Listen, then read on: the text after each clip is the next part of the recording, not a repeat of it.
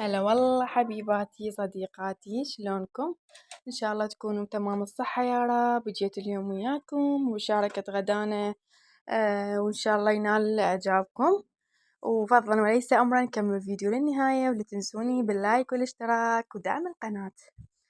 إذا كنت أول مرة تشاهدون قناتي إن شاء الله ما تكون آخر مرة، وتفعلون زر الجرس كي يوصلكم كل ما هو جديد. واليوم غدانا هو سمك بعد ما جت يمي ومسوقة، فقلنا خلينا نسوي اليوم سمك. وهنا هاي بدينا نصدفه.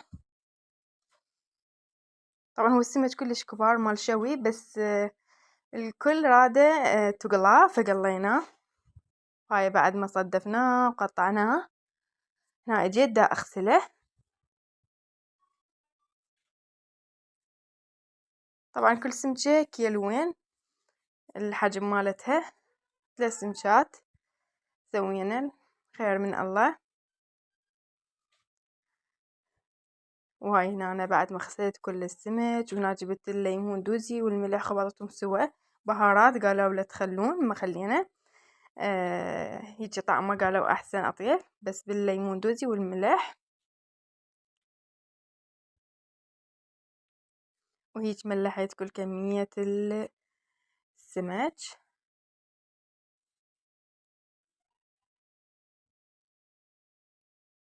وهنا سوينا التمن الأحمر همينة. طبعا عندنا التشريب بالمجمدة، همين طبخت بيه التمن تشريب أحمر مال الدجاج، فصار طعمه يتجنن. وخلينا فلفل حار، ويجي ضفنا التمن. وهنا بديت أقلي، وخليت أول قطعة من السمك، والتمن خليته على التهدير.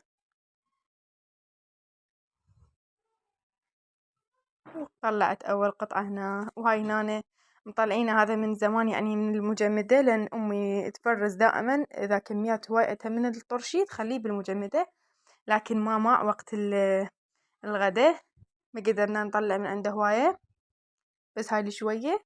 والليمون سويت والفلفل الحار وخير من الله.